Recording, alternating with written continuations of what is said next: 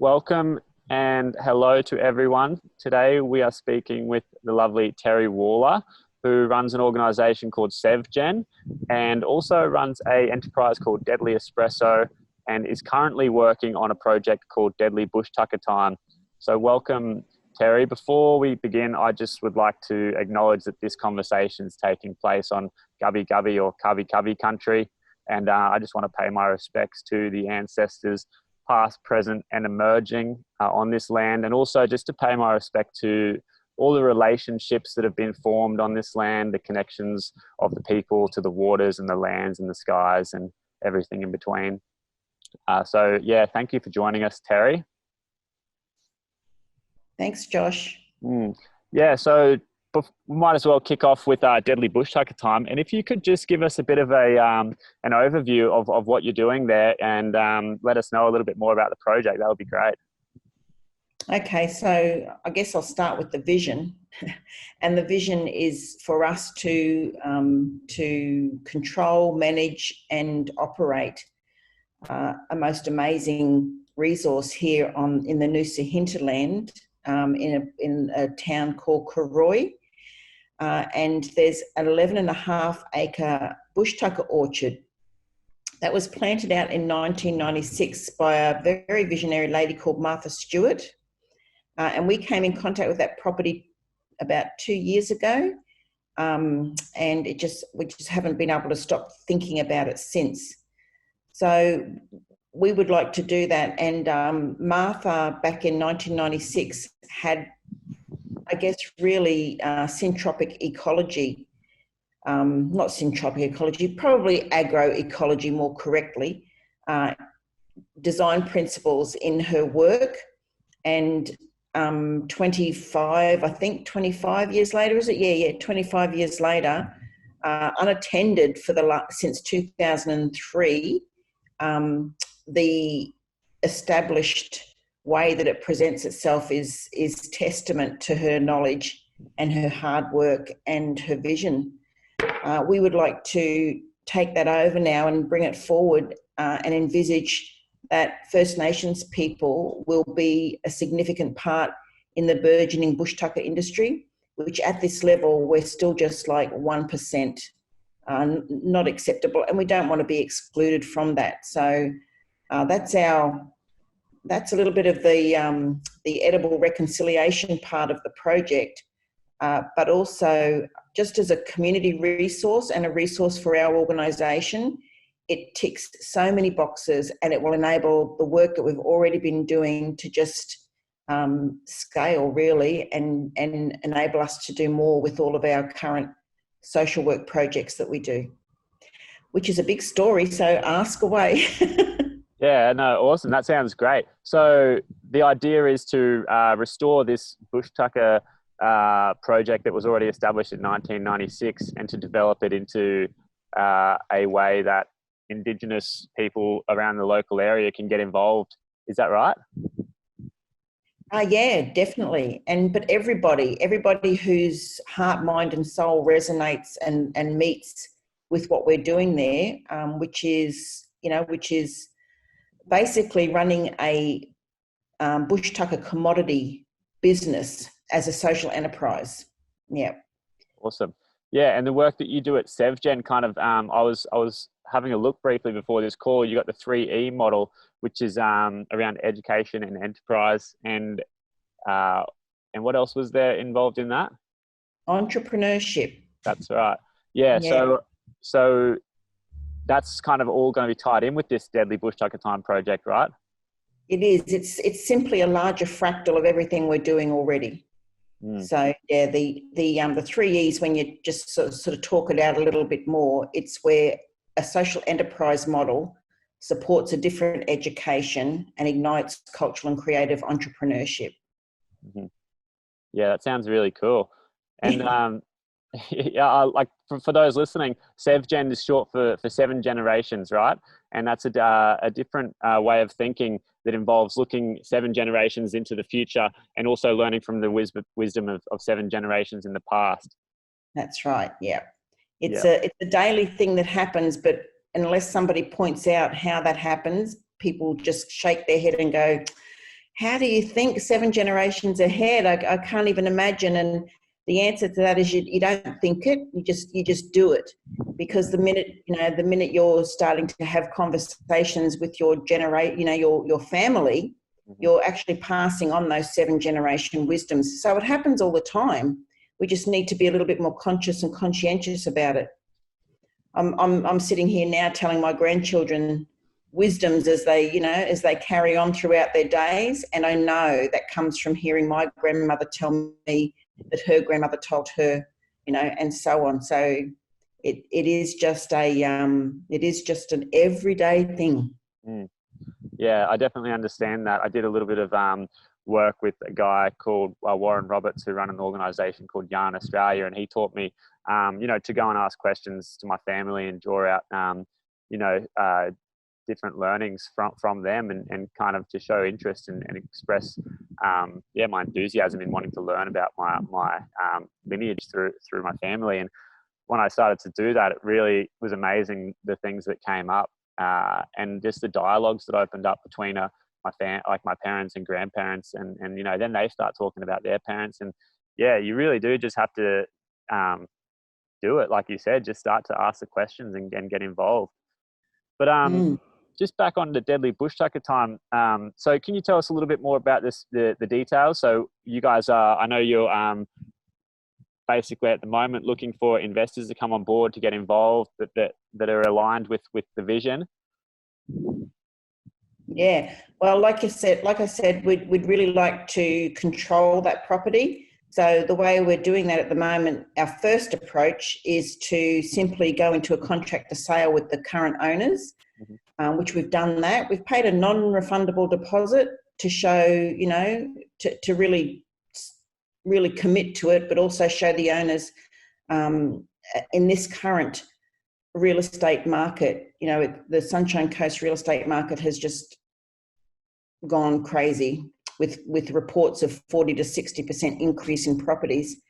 And the current owners have really nicely stayed with us with the conversation we've been having with them over the last 8 months. But because of the hike, they themselves, for their own personal reasons, just want to either get a sale or move it to the open market. So currently we have first right of refusal, and it's not on the open market. And this is our only opportunity to I guess, really gain control of it for an Indigenous social enterprise. So, we've gone out there with sort of offers of what we call pots of investment. That is pots, POTSs, of $50,000 for people to lock it in with us for 5 years, so that we can then build up equity and be in a position where, should we have to then, do anything like refinance or anything, we're in a position where we can go to the more usual commercial lenders and do that. Whereas at the moment we're not. We're culture rich and cash poor. But so far, our lovely friends of SevGen and a slightly wider circle than just friends of SevGen have come on board with raising possibly $550,000. We've got 500,000 committed, with a couple out there just considering it, but it's looking strong. And we've done that in 2.5 weeks. So, we had a contract that was put to us that went unconditional within 4 weeks. So, rapid, but we just decided we would give that a go, because we're a very trusted group out there in community, and we've been doing work since 2012 as a community development concept. So advisors for us said, Terry, don't underestimate the strength of your work and the work of SevGen. So have a go yourself, because we have been talking to government previously to this, and I don't know, COVID or whatever other reasons, cogs work either incredibly fast in government or incredibly slow. And for us, they've chosen the slow cog. So it's not going to make it So we have to get out there with an appeal to spontaneous, spirited investors who will follow probably nine to 10 of our investors right now, our potholders we're calling them, who have trusted that this is something they want to see. They want to see in the world for future generations. Yep. Yep. Yeah, and I imagine what you're talking about, that community development initiative that is with Deadly Espresso, like I know on the Sunshine Coast, as soon as I got here, you guys started popping up all over the place, and people always had good things to say about Deadly Espresso. So Deadly Espresso's coffee cart and business that you guys run out of Eumundi. And I imagine that when you get the Bush Tucker commodity program up and running, then you'll tie that in together and weave those two together. Is that right? Absolutely. Everything we do dovetails into each other. Deadly Property Time, or Deadly Bush Tucker Time, will be our 4th social enterprise venture.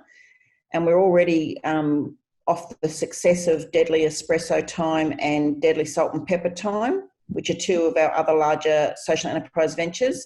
And the smaller one is Deadly Espresso Delivered Time, which we only just started last year. And I don't know, this property kind of just took over the, focusing on Deadly Espresso Delivered, but it has a great potential to unite the nation under the Deadly Espresso brand. Yeah, I think it's a really bold vision, and I'm sure, seeing the success you've had already, that that this new venture will be successful as well. But can you tell us a little bit more about? You said Bush Tucker Commodities. What kind of stuff do you plan on growing out there? Oh, it's already growing. We don't have to grow anything. We've just got to maintain it, wait for it to fall, and then pick it all up and ship it all out. Oh, so, after 25 years, it's well and truly producing. There's, I guess, the specialty crop, which is a little bit of a jewel in the crown, is the satin ash, which is, I don't know the scientific name, so somebody will jump in there, but it's a lily-pilly one, satin ash. And it was called rainforest cherry by the original planters, Martha Stewart. Martha Stewart. She's a famous American lady. And so the satin ash is probably the jewel in the crown, because it's the only commercial producing satin ash property in the world. So that one we've really got to, put a big story around and highlight and go out there. But there's native tamarind, which is, great for adding to ice cream. There's the rye berry, which is a relative, cousin of the satin ash. Great big plantings of that. And in fact, we've got to thin them out a little bit because the property is already regenerating itself. There's obviously the Davidson plum. There's 2 different kinds of Davidson plum, the North Queensland one and the other one, fruiting in different times of the year. So the way she planned it too, I've got to take my hat off to that lady. It kind of all follows each other so that there's harvest going all year round. There's masses of blue quandong, blue almond. There's also, where the property had slightly harder terrain to harvest, with their vision, they planted hardwood rainforest trees in there. So we can just chop off a little branch with permission from the tree, of course, and do some wood turning with it, and have lots of little sculptures out there in our community that come from the hardwood rainforest trees. What else did I mention? There's smaller ones of I think she said Moreton Bay fig. Hang on, let me get this. I wrote it down quickly. Yeah, it sounds really amazing that they've had that vision 25 years ago and have just planted all this stuff. And it sounds like really important that stays that property stays in the control of traditional custodians, or people that are just willing to take care of it and to pick up that vision and to own it wholeheartedly. Yeah. Oh, I didn't mention the lemon myrtle, of course, the highest concentrate of citral in the world. Yeah. And yeah, back to what you said, Josh, of course. And SevGen is always for everybody. So, like I said, it's the meeting of hearts, minds, and souls more than what Indigenous or non-Indigenous group you belong to. Mm-hmm. But of course, it's a great fit, and for the wider story of reconciliation, that's what makes it really important for it to be controlled and managed by an Indigenous group. But we're incredibly selective, but we're not exclusive. So if everybody who has a love of this and a passion for what they can sense and see into the future, then we'd love it. What my most famous, not my famous, my most favourite slide on the presentation is the one that kind of mentions we can't wait to see what kind of people this initiative will bring together. We've put the call out for 21 pots. We actually need 23 to be more comfortable, but I liked the feeling of 21 better, just was better numerology. So I go out there saying 21, but if 30 turn up, well, that's amazing. Yeah. But yeah, imagine the group of people that are going to come together on this project, and work together for what we're saying. There's 3 good reasons with one little extra one, but the 3 good reasons is the burgeoning bush tucker industry, the fact that Australian native foods are an untapped global commodity, and also the edible and digestible reconciliation.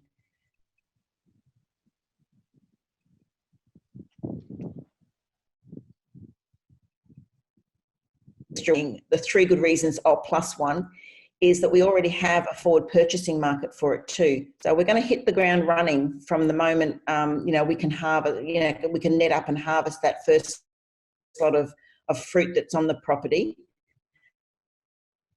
Called Creative Native down in Adelaide, who have said they will take everything that we can harvest off the property. We will, we're so grateful for that, and we will, but we want to be a bit more strategic in that. So we'd love to supply our local chefs and local restaurants and stuff like that as well. So whilst we do have a forward purchasing market who'll take everything all the way down in Adelaide, we'll also have the discussion and make sure that we can provide for our local community as well. That sounds amazing. It sounds like it's very well thought through, and it's ready to go. So yeah, ready to go. We've got until the 5th of May before this becomes unconditional. So regardless, we've said goodbye to the 25,000, and we just hope it becomes a deposit rather than a donation. Yeah, no, I'll do all that I can to share this around and get other people involved. I love how you mentioned, how you talk about all people and inclusivity and like cultural significance as well. Being, SevGen is this concept, but it's not confined to maybe Indigenous Australians or any other culture. But it's more of like this open idea where when anyone can come and take that idea on and explore their own cultural, history, their descendants, and because when it comes down to it, we're all really Indigenous to the earth in some way or another. We're maybe just displaced from our original land. But when we learn to adopt that mindset, it's really powerful to see what comes together and to see the unity that starts to unfold, and when people remember their true place on this planet. So yeah, I really thank you for doing that. You need to charge your laptop. That's totally cool. I think we might kind of head towards wrapping up this conversation anyway. I think most of the stuff that needed to be said has been said. I really can't thank you enough for doing the work that you're doing, and really being a regenerative force in the community.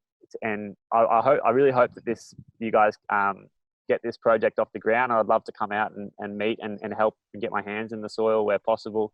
But is there anything, finally, you said 5th of May is the date that you've got as kind of a deadline.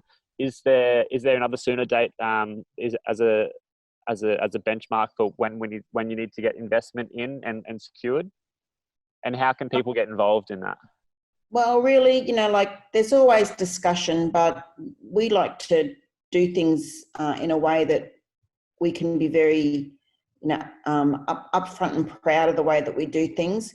So we did discuss and agree on those dates. So we want, if the dream was to come true, we would have finance ready by the 6th of May, because that's when it goes unconditional. I said the 5th of May so that in our heads we can, go into the 6th of May knowing where we're at.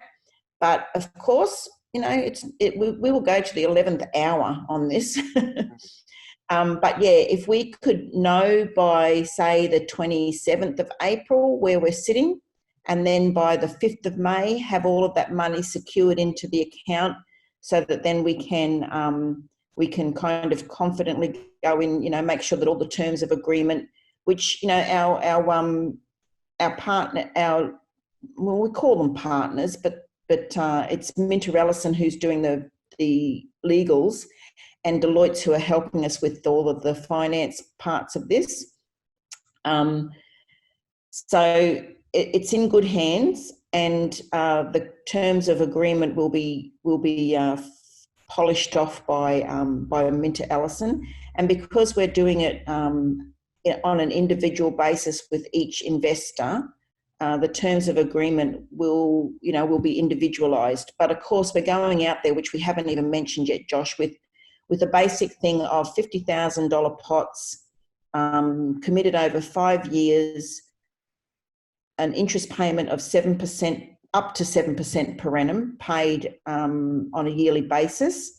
And then once the 5 years are up, we talk to the initial investors again, and you can either exit or, depends what position we're in, you can continue to reinvest.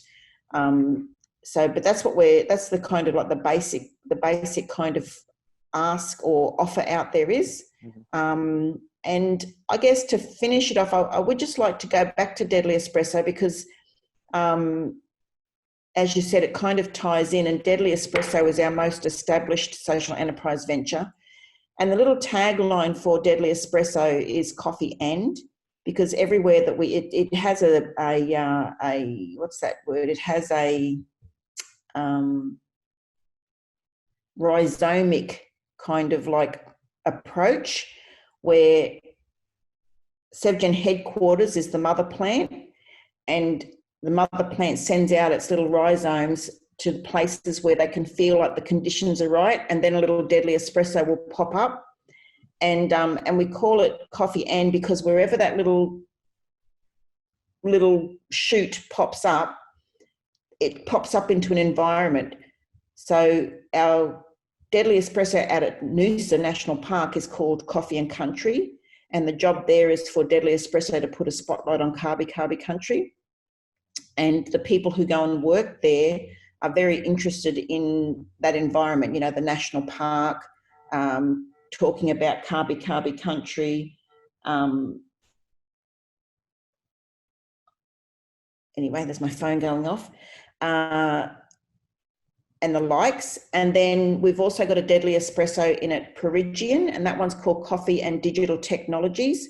And people out there are interested in their futures being around the digital technology space. So we've had Shauna Hill out there, who's a Kabi descendant, who went from really unmanaged debilitating anxiety to an international graphic designer.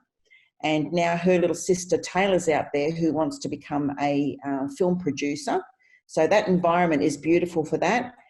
We send other people out there too that the digital technologies environment will bring benefit to. And then a little shoot popped up in Noosaville. We're calling that one Coffee and Creative Industries, where igniting cultural and creative entrepreneurship is just going to get a big shot in the arm. And our coffee truck that goes around to all the major festivals and events is called Coffee and Culture. So here's the big crescendo.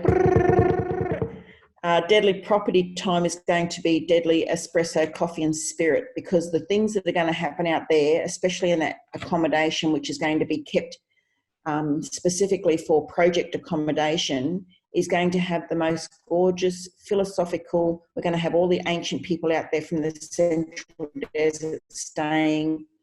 It's just going to be absolutely amazing. And so when we get this property, you'll see a shoot of Deadly Espresso Coffee and Spirit show up. So yeah, that sounds very exciting. I can't wait to see it all manifest. So what's the best way for people to get involved? We've started a GoFundMe page. It's a great platform to keep everything rolling through and be able to have a live presentation embedded in that. Mm-hmm. So if you go to GoFundMe, you just got to type in Deadly Bush Tucker Time or just the word Bush Tucker, and you'll see it. It's just got a little picture of all the little Bush Tucker fruits there. So just click on that one. Anyone, so that level is for anyone who just wants to show support for the project. So you can put in any kind of donation that you want there. By the way, any donations over $2 are a tax deduction, because SevGen's also a DGR organisation. But there's a link at the very beginning of the story and the end of the story that takes you off to the investor presentation or the property presentation. So you can just click on there and it goes to a live link, and we're adding testimonies from our investors all the time on there, and just slipping in a slide if somebody says to me, oh, you really got to pop this in, Terry, like, pop in what you have done as a community development organisation so far. So I was like, oh, yeah, okay. So when we go and we adjust that, and it's a great platform. So just go to GoFundMe and you'll be able to see that. And I'll grab a link off you as well. And for potholders, that would be the way to go through that and then find the investment portfolio and have a look through that. And if anyone was interested in becoming a potholder, then that's where they would go to find the information on how to take those next steps. Yes, or just hunt us down at SevGen in Rennie Street at Noosaville. We'll be there.